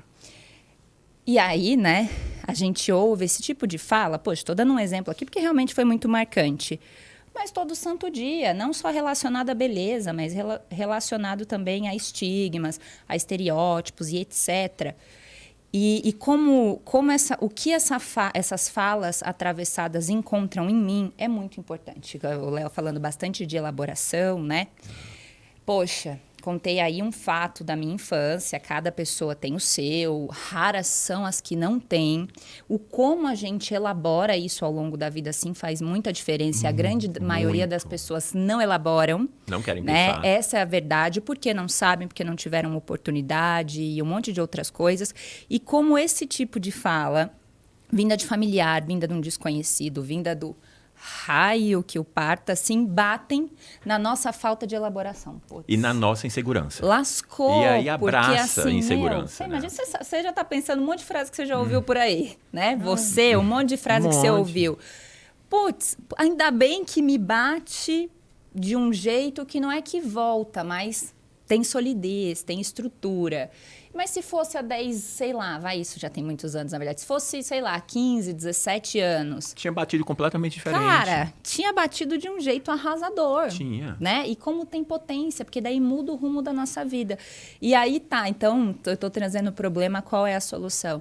Eu acho que uma dessas buscas de resolução é na elaboração, seja com um profissional da psicologia, né? Seja com um terapeuta, ou seja se auto-observando melhor. Com seu melhor amigo mesmo. Eu entro nesse grupo de auto-observação. Né? Não, você é muito. Porque você é você muito é bem amigo. pensante. Então, tipo assim, eu também acho que não é nem questão de segurança, né? De falar, tipo, eu sou uma pessoa muito segura de mim. Sim, sou uma pessoa e acho que eu sempre fui assim, involuntariamente. E hoje, observando, eu consigo entender que lá quando eu tinha 7 anos e quando eu ouvia falar pra mim que não, você não vai porque você não é meu filho, ou porque você não ganhou seu presente de Natal porque você não é meu filho, e quem dá o presente não é o Papai Noel. E aquilo ali foi uma coisa que eu falei assim, não existe Papai Noel também? Então beleza. Taca-se um foda-se nisso aí, desculpa. Eu vou dizer, não existe Papai Noel, não tô nem aí com nada também. E pronto. E bloqueei aquilo e ficou. Entendeu? Por mais que eu sempre pensava, tipo, será que eu... não, ele não existe. Entendeu? Isso foi uma coisa, tipo, pra mim, que eu acho que é a única coisa que eu tenho, que eu carreguei isso, de pensar, tipo, putz, eu sempre achei que existia o Papai Noel, não existe. Entendeu? Então, mas aí, ao mesmo tempo, eu falo que os meus anticorpos da defesa, eles agiam muito rápido, entendeu? Para isso não me levar para um lugar de ficar lá chorando e pensando e lamentando na minha vida. Do seu modo, né? Do mesmo jeito que às vezes pessoas esbarram com dramas, poxa, isso aí é um corpo de dor, né?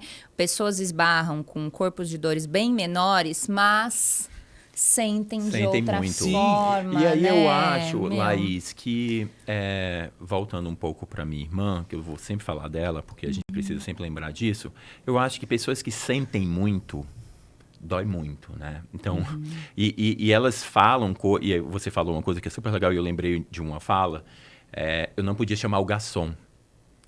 O meu pai tinha que chamar, porque a minha voz era muito afeminada para chamar o garçom. Então, eu ainda fico na mesa hoje, levantando o braço, eu não chamo o garçom. Então, por mais... E aí, de novo, vem o meu fator limitante, que sempre foi minha voz. Então, eu precisei que a minha irmã partisse para criar dentro dessa dor um projeto para que eu falasse mais. Mas é sempre sobre a fala, Liwood. Eu sempre vou para um lugar onde me calaram porque eu não era o que eles esperavam que eu fosse. E eles não estavam errados, eram meu pai e minha mãe. Talvez, com uma conversa que eu tive com o Rafael, que era o medo deles de me verem sofrer. Mas eu já estava sofrendo, eu já tinha um colégio que não era tão legal comigo.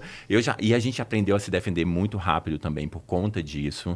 Eu acho que você aprendeu a se defender muito rápido e eu também. Sim. Muito por conta do que a gente precisou se defender sozinho, sem pai e mãe, porque a gente não podia levar muito, né? A gente tá falando de coisas que aconteceram aí há quase 3 décadas, né? Essas vivências todas de infância de vocês. Uma fala te limitar a vida bizarro, inteira, né? né? Ainda Mas, é amigo, bizarro, quando né? você fala de uma fala, eu lembro de uma fala muito importante que eu acho que me construiu muito como ser humano, como pessoa forte, que foi a minha avó falando assim pra mim, ó.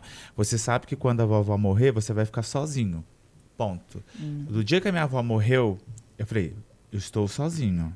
E eu fiquei sozinho, entendeu?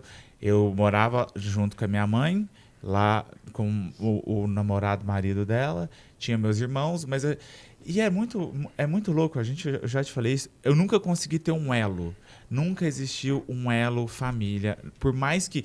E é muito louco também no outro contraponto, eu sou super família, eu sou super de abraçar os meus amigos. Por isso que você é muito amigo dos seus amigos. Entendeu? Eu sou muito de abraçar as pessoas, vem cá. São outras entendeu? construções. São outras famílias. Por mais que às vezes eu não sou a pessoa carinhosa no fato de, tipo, você não vai ouvir o que você quer, você vai ouvir o que você precisa ouvir. Entendeu? Eu não vou chegar aqui e falar, não, amigo, mas veja... Não, a vida, isso aconteceu assim, é isso, eu sou prático, entendeu? Sim. Então, e essa fala da minha avó, para mim, me colocou como a pessoa que eu sou hoje. Então, isso para mim sempre... Você vai ficar sozinho. Então, quando ela morreu, que...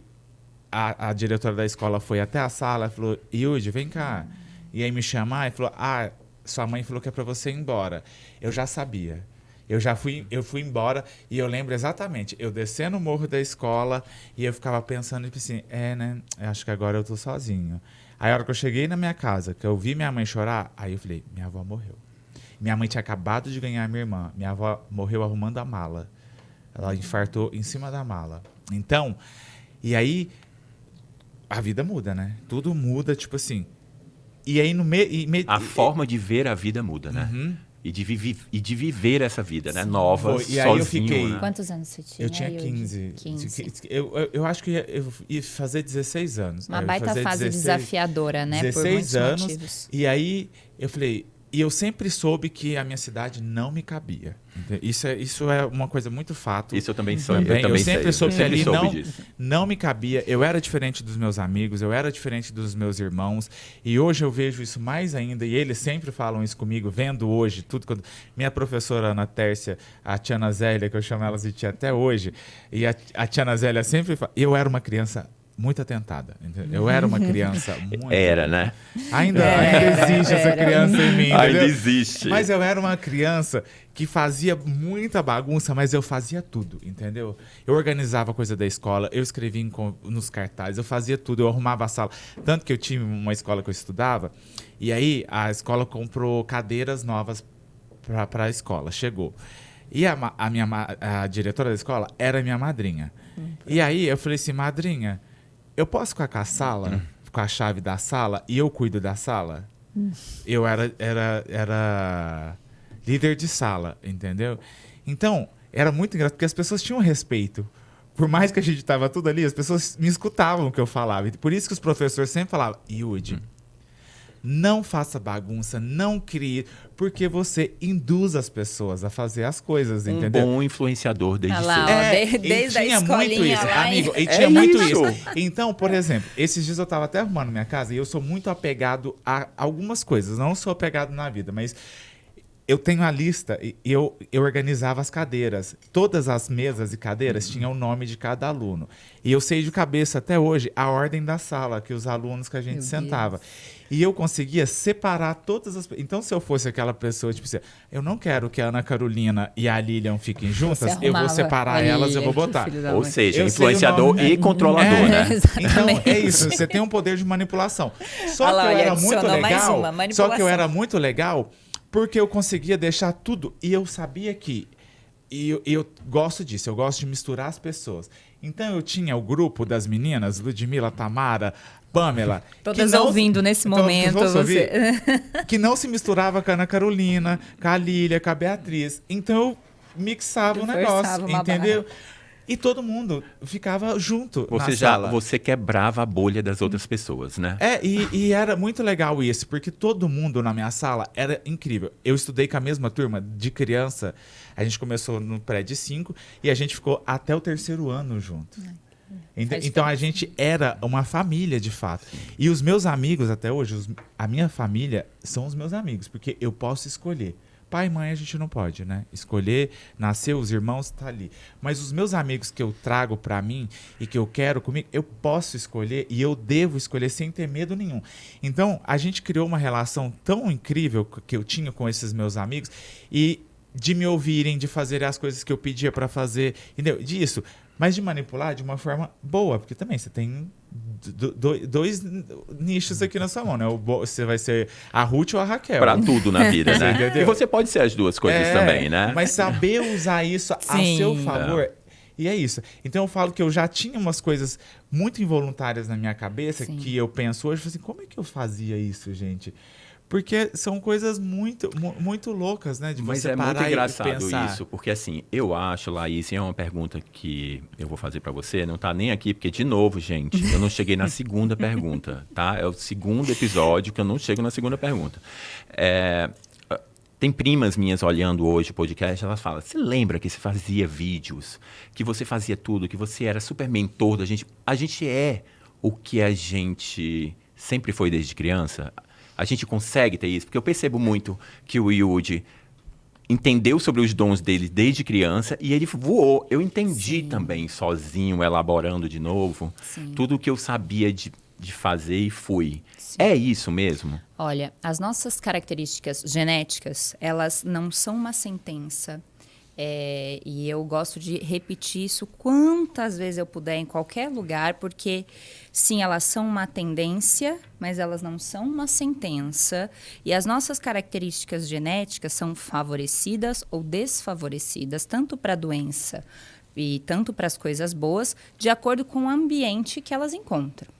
Então, um ambiente promotor de uma genética positiva, tudo vai florescer de um jeito lindo e maravilhoso. Às vezes, a gente tem uma genética propensa positiva, mas o ambiente vai lascar com a minha genética. Ou então, às vezes, aquela sopa de letrinha que costuma ser a vida de toda pessoa, né? Tenho genética boa para isso, não tão boa para aquilo. Um ambiente uma vez foi bom, outra vez é mais ou menos. Mas o que vale observar nós nascemos um ser humano e esse ser humano está aqui para evoluir, né? Então, quando o Yudi ele lembra das questões de infância, você lembra das suas questões dos vídeos de infância, existe algo do Léo, criança, que está aqui hoje. Isso é muito bonito de ver. Não, existe total. algo do Yudi, criança, que está aqui hoje. E até vocês têm esse perfil, né, mais expansivo desde a infância, e eu trago um exemplo contrário. Que, por incrível que pareça, parece um pouco contraditório, mas é também um resquício do meu comportamento de hoje em dia. Eu era uma criança muito fechada, que foi para psicólogo muito pequena, porque achavam que eu tinha até algo do espectro autista mesmo, sabe? Que lá, décadas atrás, ninguém diagnosticava direito, porque eu vivia muito o meu mundinho, mas a hora que me colocava em cima do palquinho da escola para apresentar um trabalho, meio que ninguém me reconhecia. Por quê? Porque eu sempre tive essa tendência observadora, fechada, calculista, esperando a minha oportunidade. Vocês podem ver aqui, eu tô aqui ouvindo, eu tô viajando, eu tô me divertindo. Minha hora de falar vai chegar. O Léo me chamou, eu tô aqui, sabe, assim? Pronta. Então, tô pronta. Uma vez a minha psicóloga isso. fez um exercício comigo, sei lá de onde ela tirou esse exercício, que é, se você acordasse num planeta desconhecido, sozinha, ó, viagem, vai vendo a viagem, o que você faria? Ia achar um lugar para me esconder e observar. Mas você não ia procurar ajuda? Eu falei, não sei em que planeta eu tô, quem eu vou encontrar lá.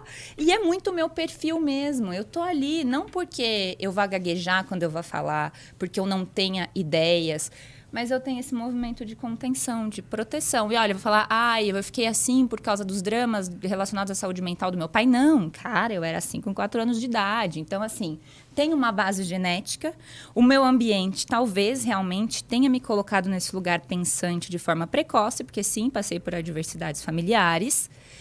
E tudo isso, não é que eu sou a mesma criança 100%, mas é até o que eu reflete muito o meu posicionamento hoje quando eu estou gravando um podcast, quando me chamam. Que você vem eu pronta. Viajo, eu venho pronta, mas eu espero a hora que alguém me chame, eu viajo no que estão falando, eu estou sorrindo por dentro, por fora. E sentindo assim, também, né? Sou eu também. Então, tem sim a nossa genética como uma tendência, respondendo, né? Voltando, respondendo. Mas tem todo um ambiente também. Vamos supor que eu tive um ambiente de escola bacana, né? Apesar de todas as tramas familiares, de pais que me apoiaram quando eu precisei de apoio. Talvez se eu tivesse esse perfil genético, já mais observador, recluso, num ambiente que me massacrasse, ia ser diferente? Será que eu ia subir no palquinho segura para apresentar o trabalho de escola? Não sei te dizer também. Simplesmente não, né? Então, assim, existe uma tendência genética, existe o ambiente que faz, para o bem ou para o mal, aquela mágica acontecer.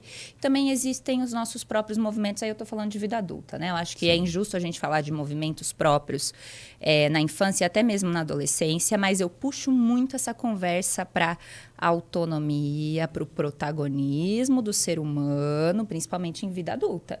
Um dos primeiros passos para qualquer tratamento, ou até mesmo não falando de doença, muitas vezes eu sou procurada para explodir em performance, né? Melhorar a pessoa que já está legal. Primeira coisa, cara, protagonismo. Você assume minimamente o seu papel na sua própria vida?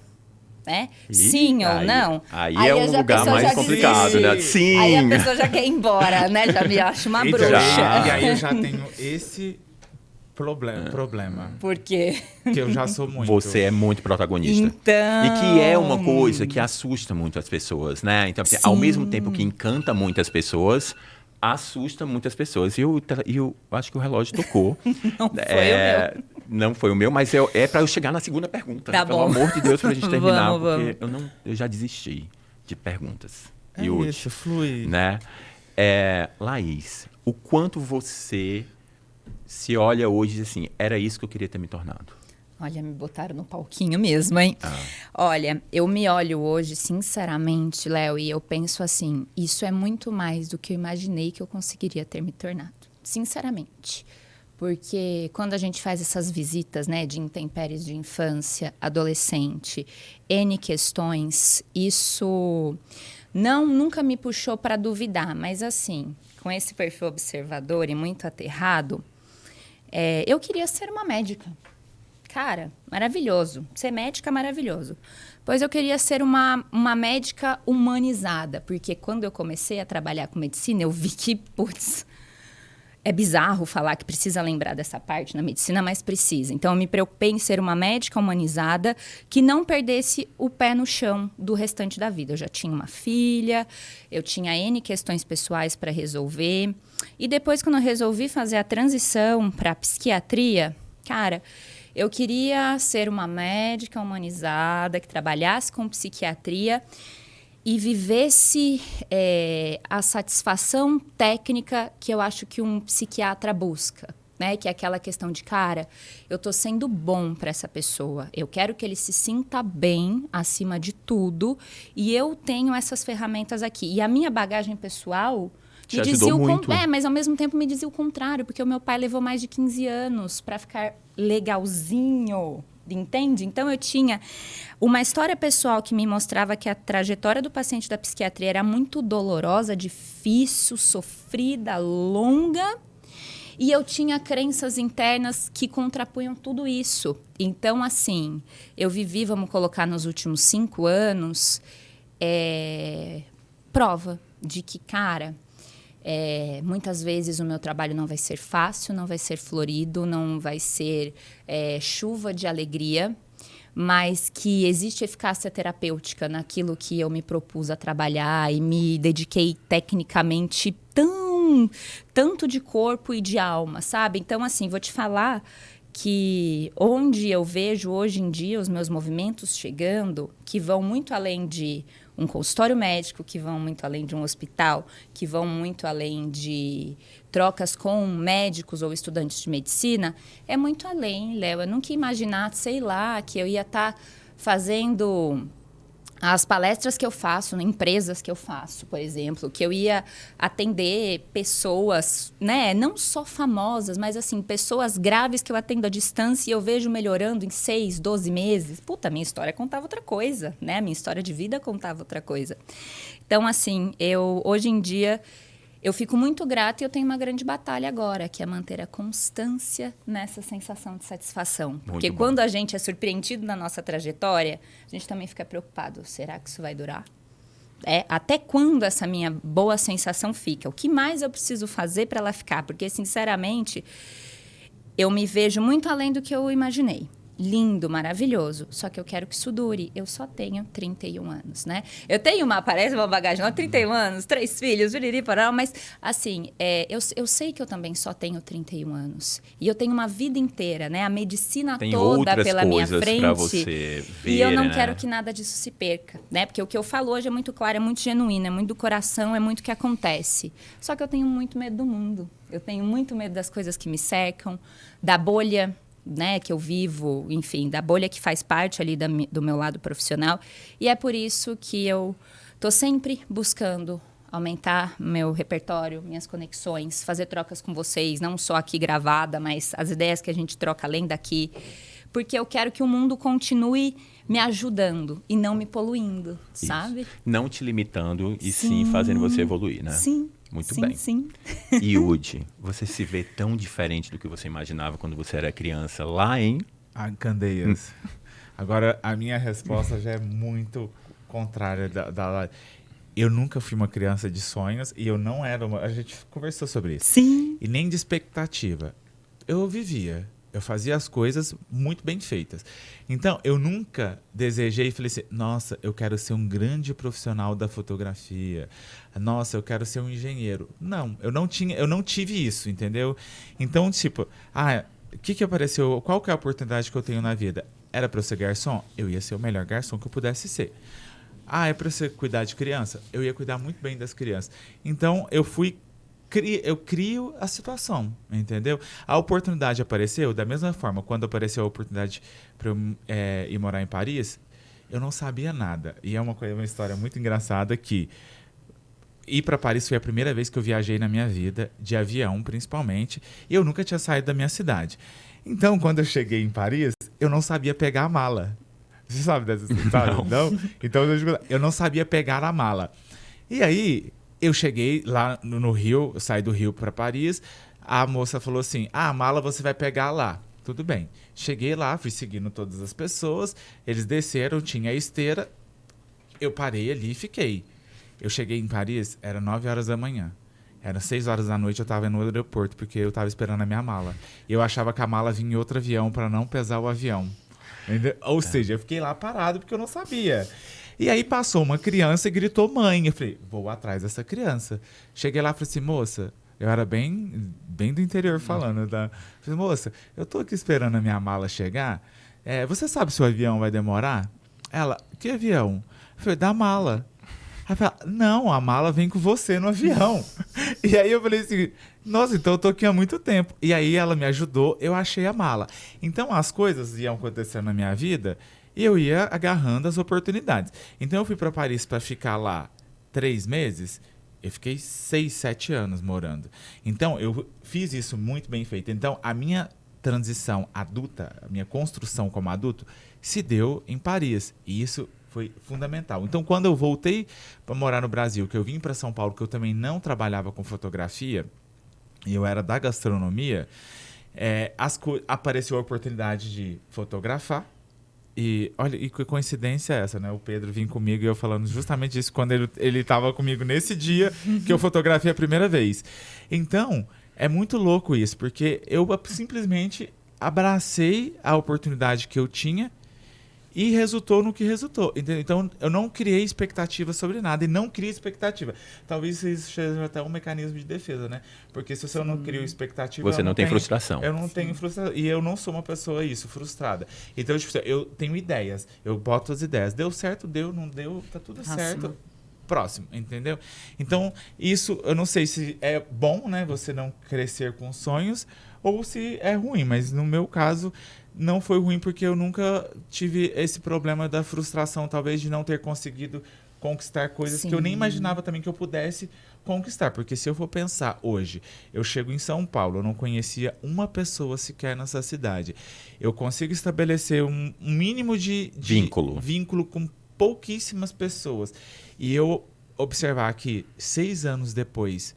A minha vida está desse jeito e hoje eu sou um profissional bem consagrado, eu sou um profissional muito bem reconhecido, eu sou uma pessoa que tem um bom relacionamento com todos os tipos de pessoas, da tia da limpeza do prédio até o CEO da empresa, entendeu? Então, isso é muito gratificante na minha vida, sabe? Eu acho que nós três temos uma coisa muito parecida. Cara muito pessimista, nem sou o cara totalmente otimista, mas eu sou o cara da brecha da esperança. Apareceu uma luz, eu vou lá e eu faço como o Yudi, eu acho que eu faço como você, e a gente faz todo mundo junto, que é abraçar as brechas de oportunidades que deram pra gente. Porque não é fácil, né? Acho que nós três somos super destemidos, né? Acho que por isso que a gente fala tanto. Essa por é isso a que minha tatuagem desse ano. Cadê? Que é Não, mais vou fazer. uma, né? Tá. E é isso, eu acho que a gente termina aqui o podcast fazendo com que você pense melhor sobre as brechas de oportunidades que aparecem nas nossas vidas, porque às vezes a gente deixa de abraçar a oportunidade porque falaram que a gente ia ser muito bom em outra coisa, porque a gente escuta muito o outro, né? Porque a gente tem esse problema, né? A gente precisa se escutar mais, elaborar mais, como o nosso amigo elabora tanto, como você, né, vem aprendendo a elaborar e ajuda as outras pessoas a elaborarem, o quanto eu já elaboro, e pessoas que elaboram muito, pensam muito, talvez se conheçam mais, né? E eu acho que é tão importante a gente se conhecer, né, para a gente poder se dar limites também, né, de entender, isso eu não gosto, e tá tudo bem não gostar, não é porque você vai ficar chateado comigo porque eu não gosto, não, tá tudo bem, eu não gosto, não quero sair, e tá tudo bem, não tô perdendo o mundo, eu só não quis sair, e sair no dia que você quiser, e ter as relações que você quiser, e você fazer novos amigos, porque tem essa coisa de tipo, eu só posso ter esses melhores amigos, você pode ter vários amigos, você pode conhecer vários tipos de pessoas, e é isso, e a gente termina aqui de novo, né? Indo para a segunda pergunta. E eu queria muito agradecer vocês Também. são incríveis. Eu sabia que ia ser essa história, que eu ia falar pouquíssimo, porque eles têm muito para falar, mas tá tudo bem. Eu também aprendi a falar menos e escutar mais, porque eu também quero aprender com o mundo dos outros. Sim. Obrigado, É Yudi. isso. Muito obrigado a você. Bela troca, obrigada. E uma meus dica, eu lindos. quero dar uma dica para você. Cadê? Que tá A aí do última outro lado. dica. A última dica. Um fator muito importante de autoconhecimento que eu tive comigo e que fez toda a diferença foi o meu mapa astral. Olha Olha, só, sim, Tá bom? finalizamos. Vou finalizar com fazendo a sensitiva. Então, façam o seu mapa astral, porque ele tem uma conexão muito importante que eu achava que não tinha, mas que eu me entendi muito a partir do momento que eu recebi o meu mapa astral e ela fez a leitura. Então é isso. Um beijo pra você. Arrasta, clica, curte, segue o Léo, segue o canal. E é isso. Beijo. Beijos, obrigada, gente.